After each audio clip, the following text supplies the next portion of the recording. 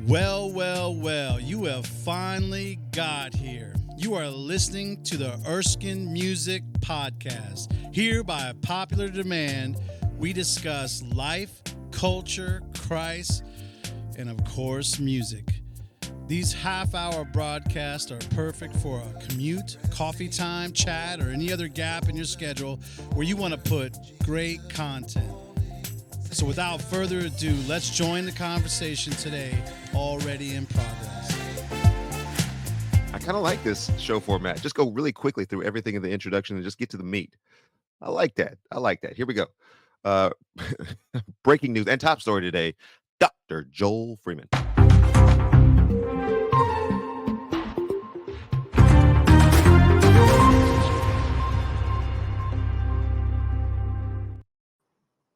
Just give us the meat and potatoes, my friend. Just give us the meat and potatoes.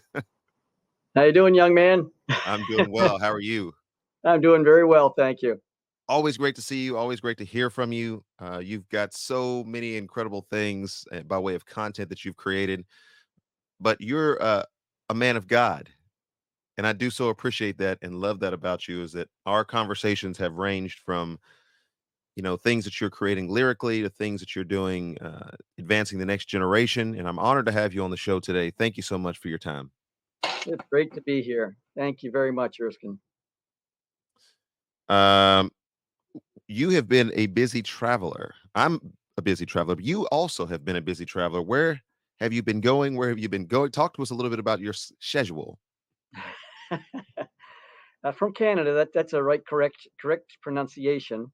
But I have traveled over 55 countries around the world in my lifetime. Just turned 70 years of age in July, and it's been quite something. I started a company called the Freeman Institute with Hmm. 7 words as my brand: dealing with people who drive you crazy. Those 7 words have taken me all around the world, working with heads of state and their senior advisors and leaders of multinational corporations, people who work in the education world, and all the rest. It's been a fascinating experience already. Yes, indeed. And the last time that you were on the show, we were talking about the Black History 365 program. Just a quick update on that. Let us know kind of where that project is at. Yes, this is the book right here, Black History 365. Weighs 5.5 pounds. It is, and we just came out. I didn't bring it with me here at this point. It's the Latin History 365, a book about Okay. the same size. I just arrived about 3 days ago. But this project now it's K through 12. This book is 9 through 12. Weighs 5.5 pounds. 1,200 QR codes, well over 1,200 pages, and over 2,500 Amazing. images throughout. We're now in over 400 school districts around the country. Amazing. And just really quickly, what is the response of people? I mean, last time we were having this discussion, and for those that didn't get a chance to hear that, you can go back in the timestamp and find. I should have put a link up to that, but anyway, um, we had a discussion about the fact that this is being received by people and it's comprehensive in its scope. Yes, What are you and hearing back from people? we also have 41 songs, one song per chapter, that many have said could be the next Hamilton on Broadway. Is that Oh, good? So oh, Walter and I put this together, and Walter Milton and myself. He's founder, I'm co-founder. And the response has been phenomenal. And the reason why is because we remain truth centric. It's a yes, razor's edge. We remain truth centric. We didn't bend the arc toward one political party machine or the other. And also, we remain solutionist. So, what are we going to do with this information, and how are we going to apply it in our lives? So, no one on the left or the right has been able to, come against it in any way. It's just been amazing. and that's amazing. I'm obviously in a lot of spiritual circles where there are people who are praying for works like this, praying for kingdom projects like this. I would just call it a kingdom project where Satan and the enemy and all the different disparate groups that are out there will not be able to come against a standard that the Lord raises up. And, that's kind of the terminology of my charismatic friends. However, you have done this not only with the blessing of the Lord and his strength, but you've also done this with a degree of excellence. And I love the fact that you call yourself a solutionist. Unpack that. for just a few moments for us? A solutionist. When we get into the Rosetta Stone project, if we get there, we will We'll get there. a lot about solutionists. But a solutionist is that basically we deal with uncomfortable topics, and so we walk straight in, run straight toward things like lynching. Should we tear the statues down? Woo! Reparations. White Woo! person fully understand the black experience in America. Black people in the deadly dance with both American political party machines. Scientific racism. Uncle Tom, three-fifths a human being, and then we have a schema, a process for addressing each one of those aspects, and it has to do with critical thinking, compassionate listening, fact-based, respectful communication, and then finally action-oriented solutionizing. So those four connections to and a schema, a process for connecting with uncomfortable topics, has allowed us to come into a classroom and open up the can of worms, so to speak, and deal with issues straight on, but do it in a way that's less divisive and more healing. And that's been the response we've gotten from around the country. It's just truly amazing. My man, Joel Freeman, he's bringing receipts, folks. If y'all thought y'all were going to come against him, he said, I got this, and this. What y'all want to do about it? I love it. And that's definitely, I mean, we have talked before and exchanged a lot of pleasantries. That's definitely not your attitude. You're not, aggressively in people's face or anything, but I love the research that you guys have put into this. And I liken myself in some ways, although probably a little bit more cantankerous to yourself, in that if there's a difficult problem, instead of running away from that problem, let's run to that problem, because if it's a difficult enough problem or a big enough problem, then everybody's experiencing it and everybody is feeling it to some degree. And the longer we don't deal with it, the more residual conflict it's going to create later. Yes. It's like the black hair care and beauty industry. In the textbook, we talk about using Annie Malone, who is the one who taught Madam C.J. Walker. Hardly anyone knows about her, really knows about her. And so use her legacy from the top down, the bottom up, to come into to deal with this the whole hair care and beauty industry that's owned by about 90% Asian, and to do it Yes. without firing one shot. And there's a whole process that we've developed in the textbook on how to do that.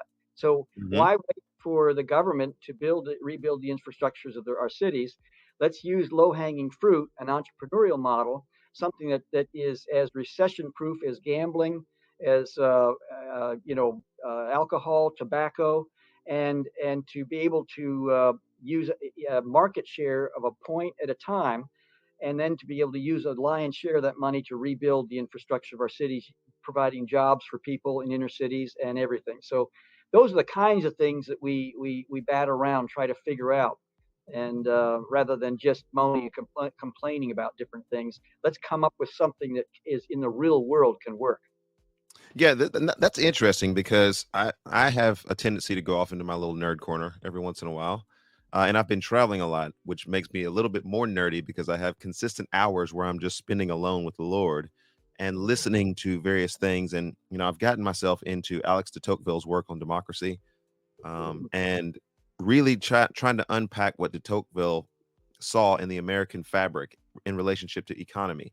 And he saw this as being a system in which the market will essentially drive itself when you give people the freedom to pursue their own self-interest.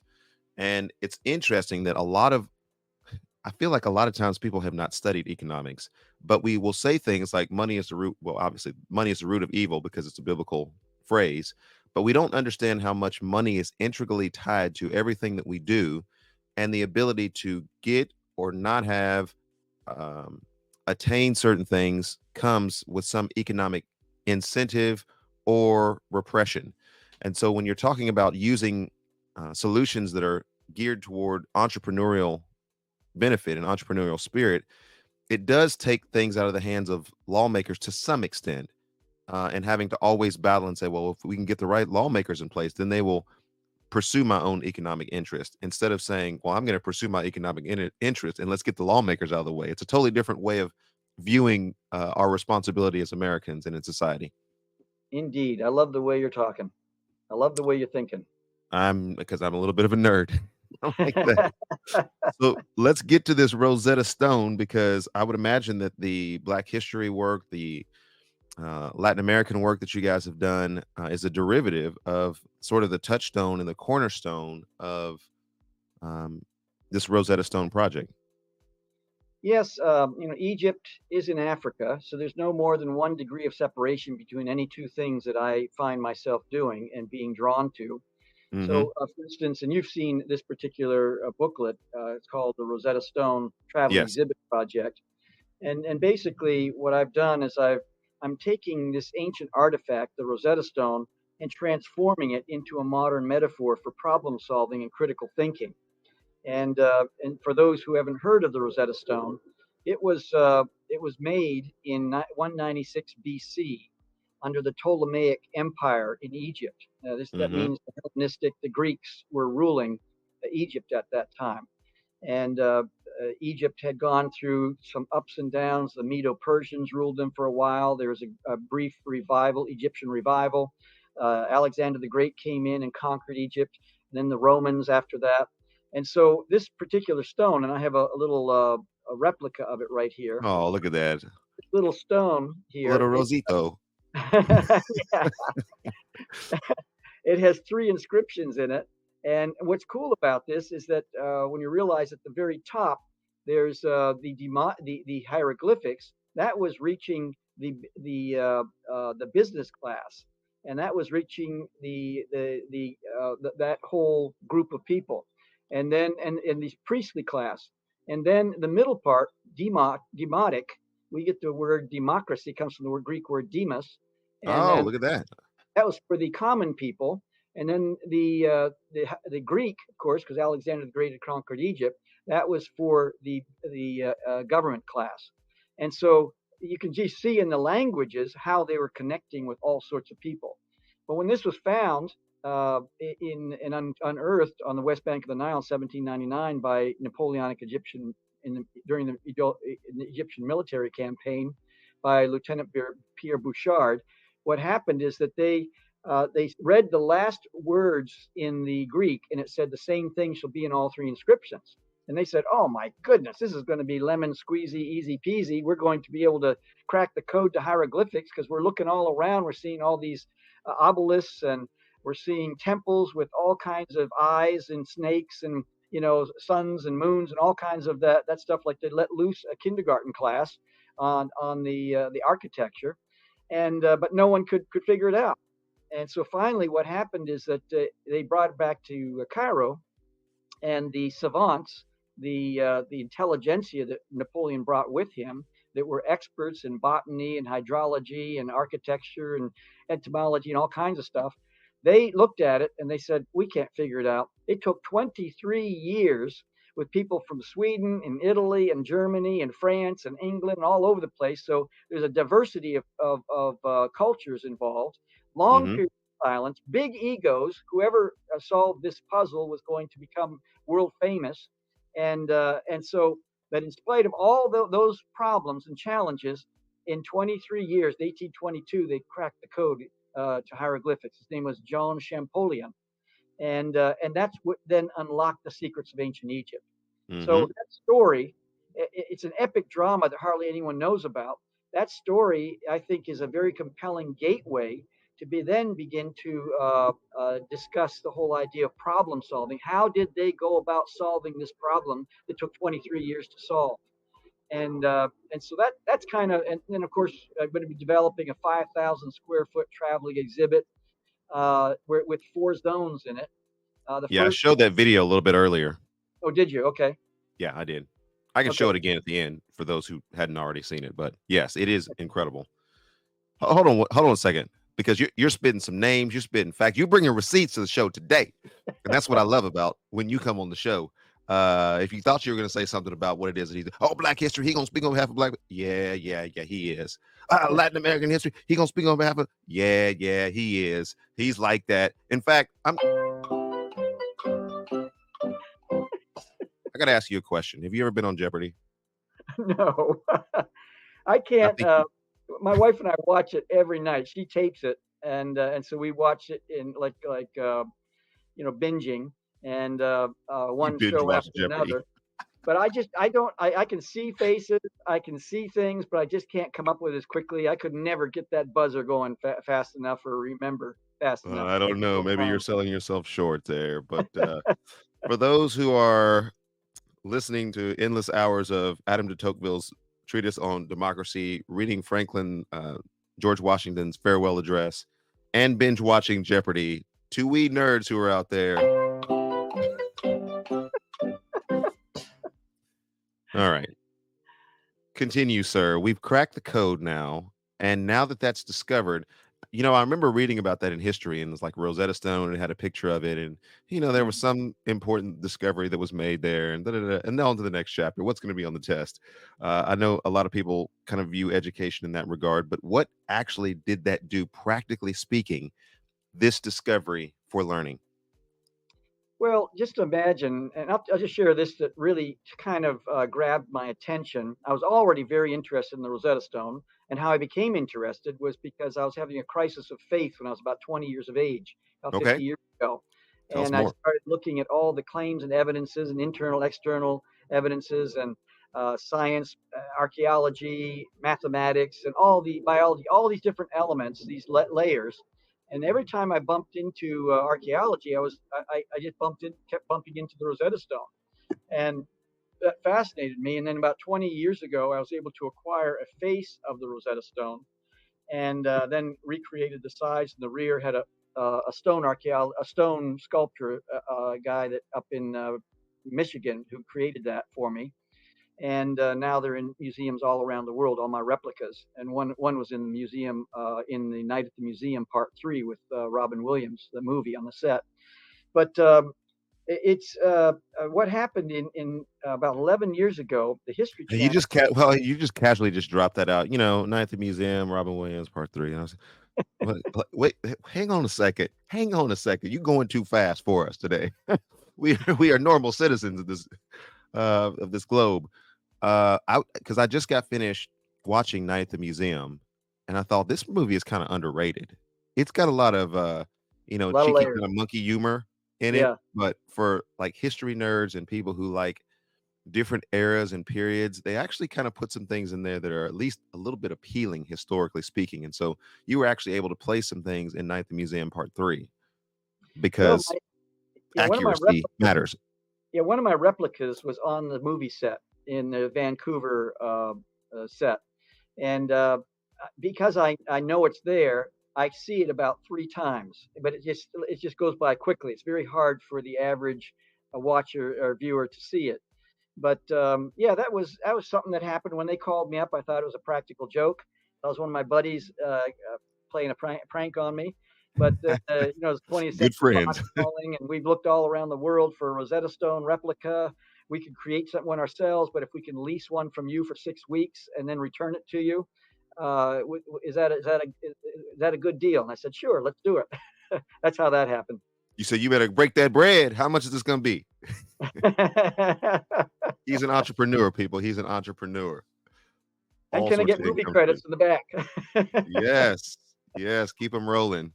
Keep them rolling. Continue. I'm sorry. I Oh interrupted no. your discourse there. So what happened? You interrupt away. Don't no, it doesn't matter. It's the Erskine uh, Music Show. I will I, interrupt. I tend to get going, and so you have to kind of jump in there and say, okay, unpack that for me. So what happened is that the History Channel did a show about 11 years ago, and it was a show called 101 Objects That Changed the World, and they brought some subject matter experts, some SMEs, a panel of them for a whole year to look at all the objects that changed the world. And guess what? They found that the Bible was number one, Of coinage, course. money, was number two, and the Rosetta Stone number three. It beat out the wheel. It beat out computers. It beat out cell phones. It beat out the car. It beat out rocket ships. It beat out all airplanes, everything. And that's when I said, okay, I thought this was a serious item that I needed to research, but now I must not be taking this seriously enough. And that's what really kind of brought me into turbocharge about the Rosetta Stone project. What was number 2 on that list again? Coinage, money. Okay. It beat out where was the airplane at? I don't remember. I just locked into those first three, and Yeah. after that, and You said I if you're tried. not winning gold, silver, or bronze, you're not getting on the podium.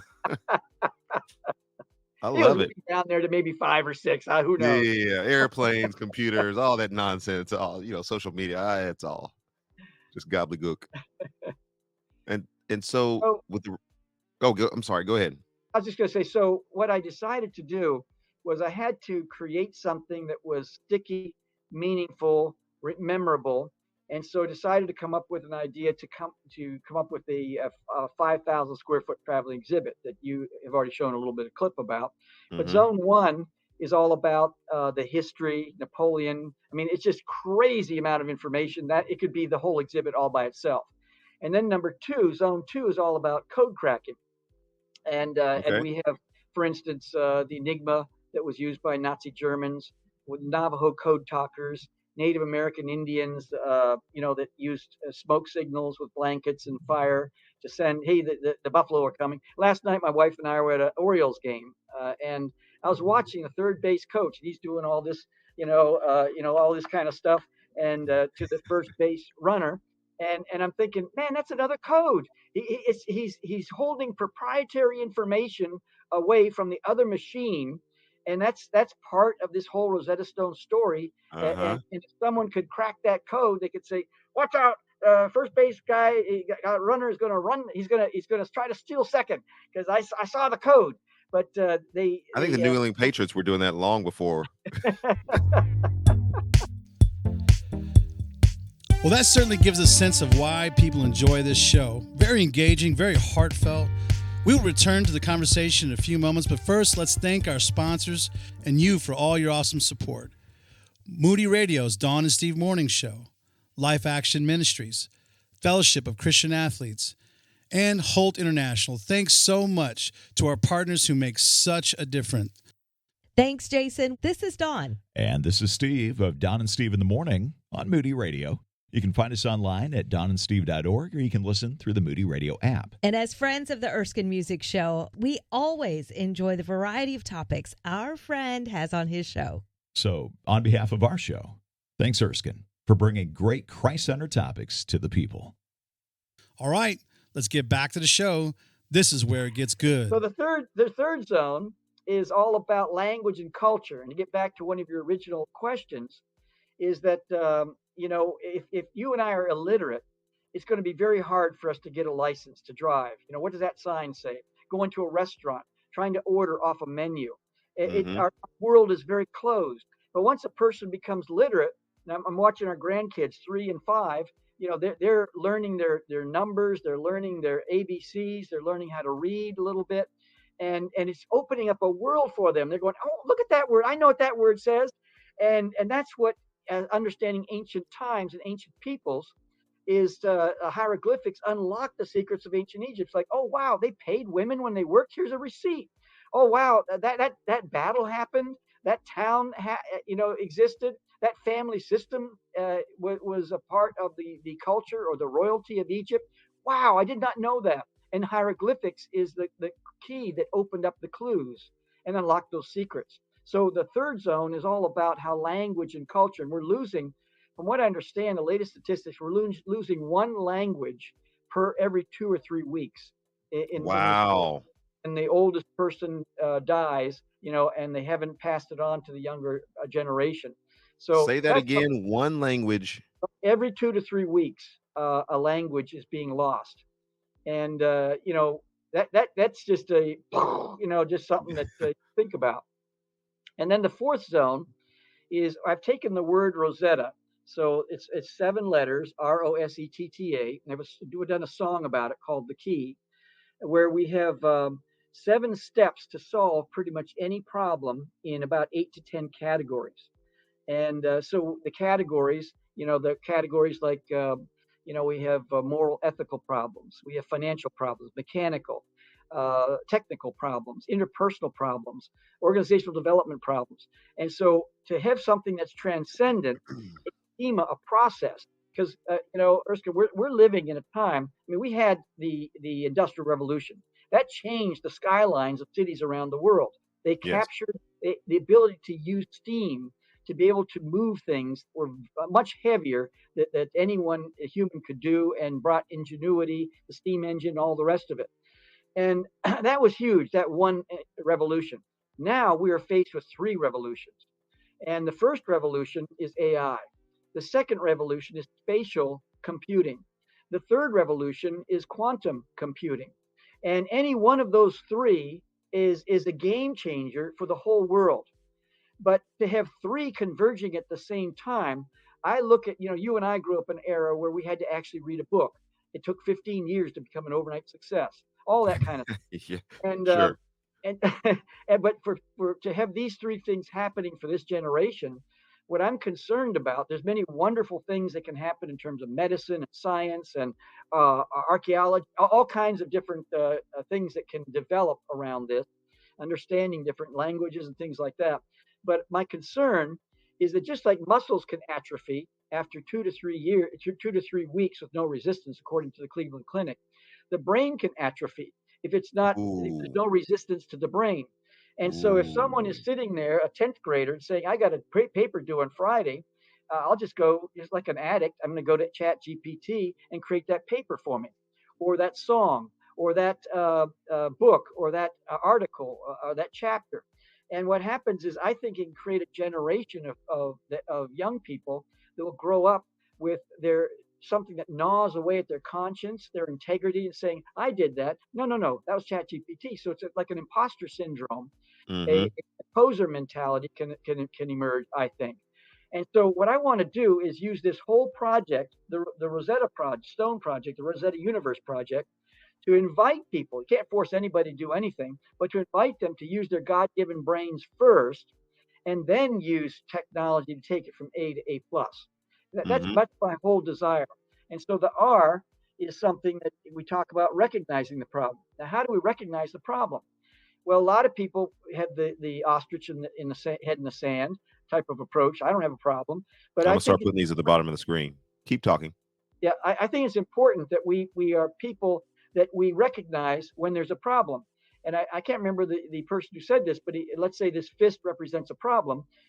As humans, we're always walking toward a problem, or we're in a problem, or we're walking away from a problem. So problems are a part of our lives. In fact, if someone is in business, you are right now solving a problem by having your podcast. You're bringing on guests to talk about music and talk about different things. It helps to educate, encourage, and that is you're solving a problem. When we cease to solve problems, we're out of business. And so Yes. recognize another thing of recognizing the Yes, problem. people recognize I'm solving some problems for you that you didn't even know you had. And another I'm part of creating some problems also. that's part of it too.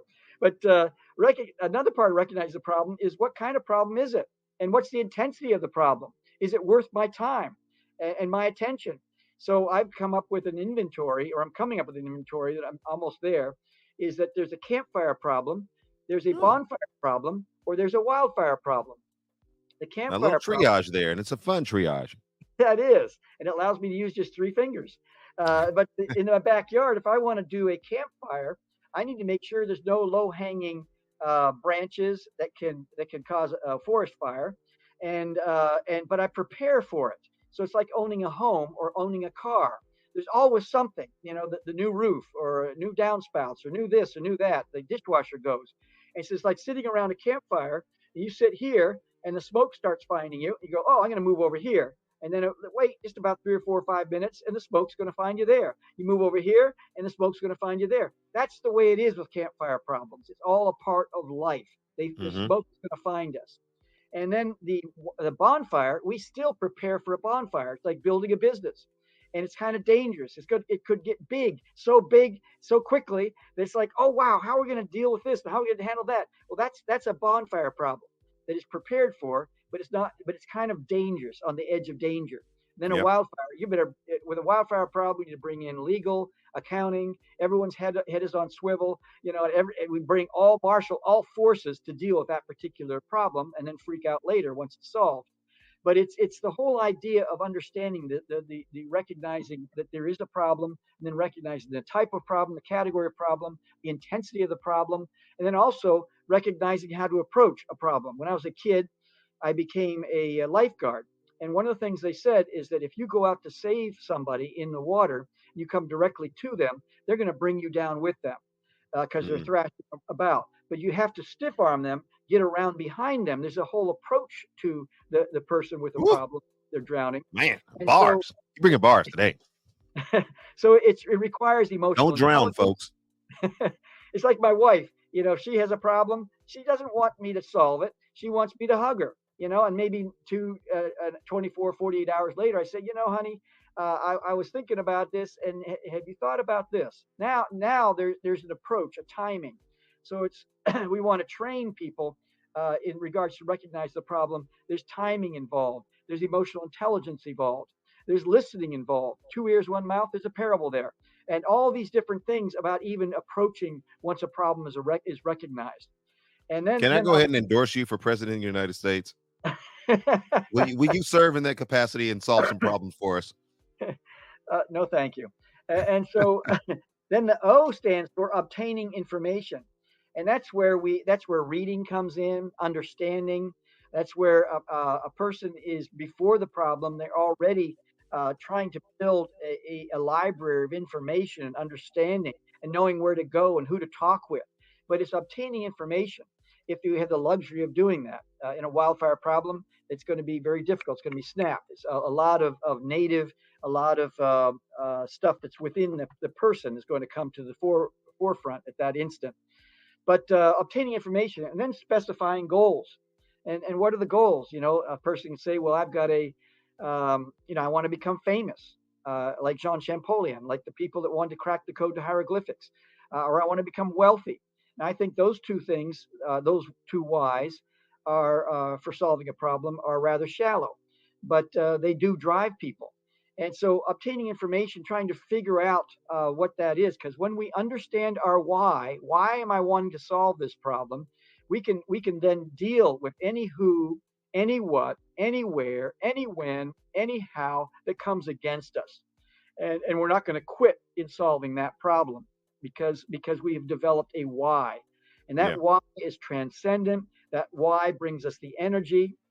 When just like fish down at the bottom of the Marianas Trench, they don't have any thicker skin than the fish that are only 10 to 20 feet down beneath the surface of the water.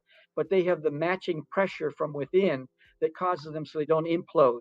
And so it's not about thin skin. It's about having that matching pressure from within. Woo! So specifying goals And illustrations allows us to become a person that has the pressure from within that keeps us from imploding and dealing with the pressure. And we need pressure from without to keep us from exploding. That's where problems come in.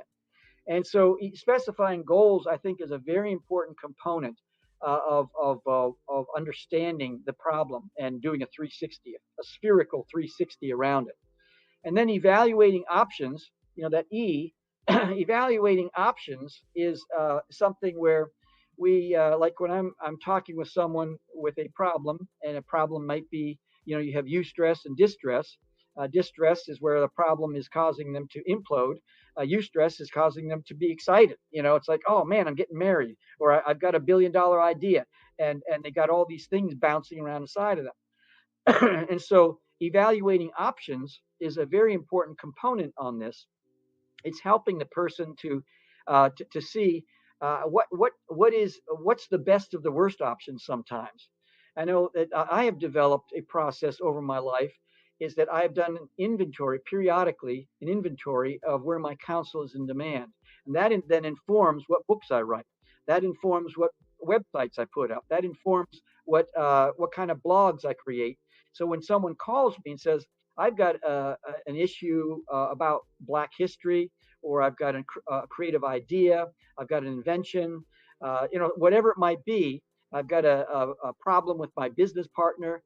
What I do then is I send them to, we talk for about 2 to 3 minutes, and I say, by the way, I have a website, truthcentrism.com. It's all about my journey in Black history.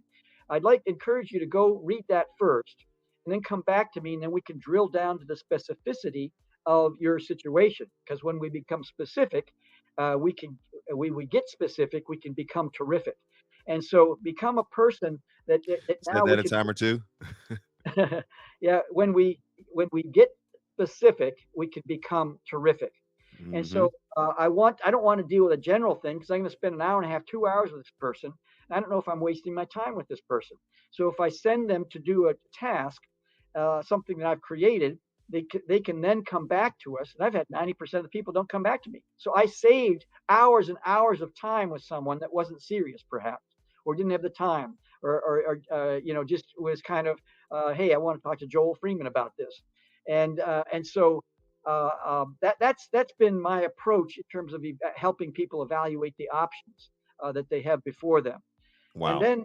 then we have test solutions. Testing solutions is very important because once we come up with options, now it's like coming to for the cure to cancer, for instance. We're going to go down a lot of blind alleys, and hopefully, every time we go down a blind alley, we're going to learn something from that situation. Like Edison said, I've learned 10,001 ways how not to do it. But each time he learned something. So when he went down that alley, that blind alley where the solution was found, he had learned all from his failures because success is not a good teacher. Failure Mm. is the best teacher. Never take a loss, take a lesson. You can And use so that later. I will use that. I've logged that away. Yes. Say it again. Take a loss, take a lesson. Right? Never take a loss, take a lesson. I like it. I like it. I'm gonna. That's logged away, and Gave I'll that to give you Joel credit the Freeman. first 3 times.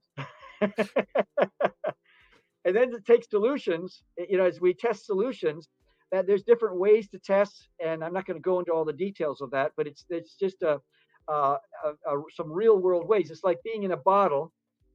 You can't read the label when you're in a jar, and sometimes just like coming up with a Black History curriculum, but we thought it was pretty cool. But then when people started saying things about the curriculum, now you're getting tests of whether or not this is something that is really scratching where people are itching. Uh-huh. And so taking action, different personalities and temperament styles. Some people take action before they think, before they obtain information, before they specify goals, before they test their solutions. So taking action, it's a balance between doing all those things and then taking action. Some person wants to become an entrepreneur, and what they do is they get a brand new computer. They bring in a designer for their office. They do all these things, and 6 months later, they have never taken action. They prepared to take action. Some people are eternal students, and they go to school and they go to school, but they never parlay their degrees into taking action with that information they've learned. And so, taking action, there's a gentle balance there between all the processes prior to, and sometimes just saying, okay, I'm going to run on my instincts here. And sometimes people can work through the recognizing problem, the obtaining information, specifying goals, testing solutions, taking action. Sometimes it's almost like a millisecond because of the tremendous amount of wisdom that they've gained over the years. But taking action, I think, is a very important component. And then assessing results, that's where we just keep looking back and making sure that we went on the right direction. It's like I was on a board of directors of a ship, a mercy ship that went around the Caribbean. It had a draft of only about 9.5 feet. It was incredible. It was about I think it was 138 feet long, and so we bought it in Stavanger, Norway, and the ship captain, he was an old retired gentleman. He came over the Atlantic, and we brought it into Baltimore first and had all the fire engines. They were shooting water in the air. It was very exciting. The press came out, and I asked him because when I went to his the place where he was leading and captaining, being a captain of the ship, there was a chart across the Atlantic with X marks, a line connected to these X marks. I said, "What do those X marks mean?" He said, "Well, that's when I took the longitude, latitude to see if we're getting off course. And then there's different parts where there's X marks right next to each other." I said, "What was happening there?" He says, "That was a storm." And I had to reconnect with where we were, because if you get off just a fraction of a percent off course, and then you extrapolate that over 10 miles, 30 miles, or whatever it is, 100 miles, you're going to get off course, and it's imperceptible at first, but after a while, that's what happens. So that's kind of in a nutshell what we got going with the Rosetta Project. Well, you probably already know that when you hear that sound, there's music on the way. After all, this is kind of a music show. Sit back and enjoy. All the music can be easily found on your favorite digital distribution channels. Turn up the volume and here we go.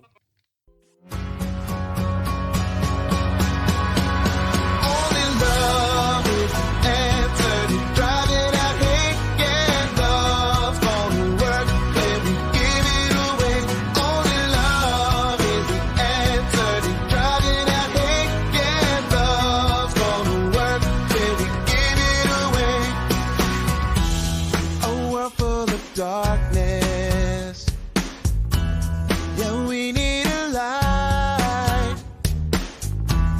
With all of the hurting, there's no room to fight. Only love is the answer to driving out hate. Yeah, love's gonna work when we give it away. Only love is the answer to driving out hate. Yeah, love's gonna work when we give it away.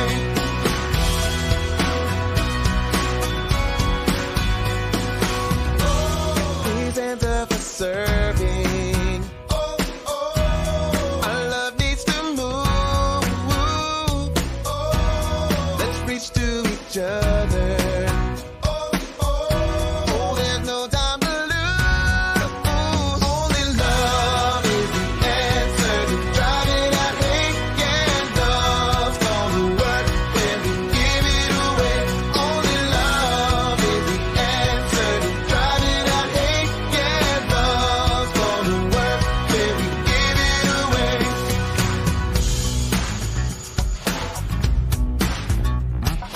This little light of mine, I'm gonna let it shine.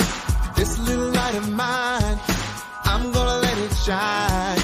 This little light of mine, I'm gonna let it shine. Let it shine. Oh, let it shine. Come on. This little light of mine, I'm gonna let it shine. This little light of mine, I'm gonna let it shine. This little light of mine, I'm gonna let it shine. Let it shine. Oh, let it shine. Love is the answer to driving out hate. Yeah, love's gonna work when we give it away. Only love is the answer to driving out hate. Yeah, love's gonna work when we give it away. Only love. Only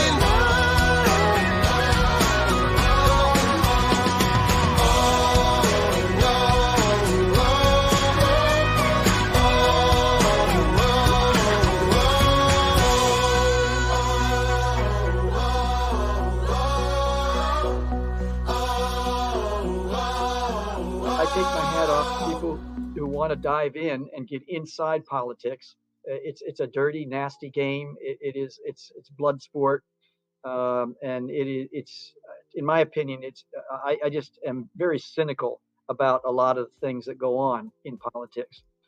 And but to be able to see where we are and bloom where we're planted and do things that are behind the scenes that can help in different ways and be more nimble and do more things.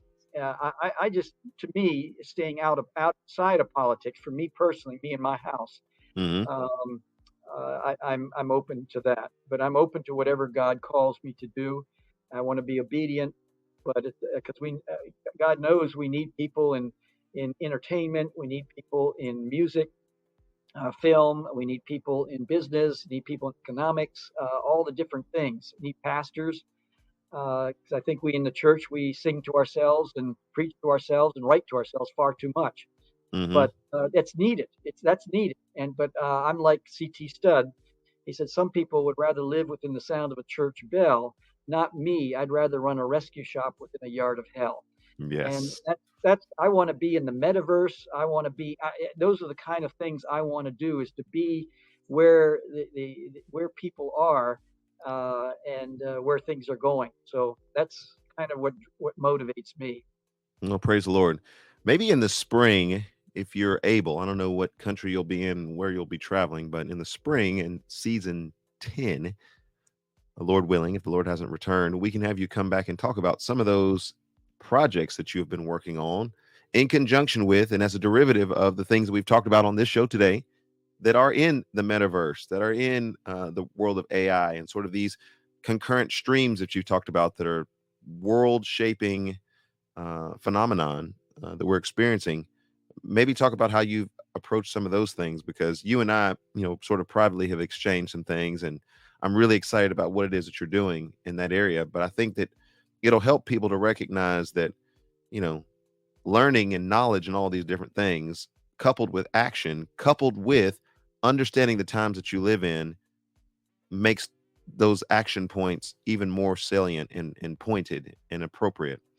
And so, And I think what's important is, like any business, any organization comes up with a set of mission, vision, core values, code of conduct.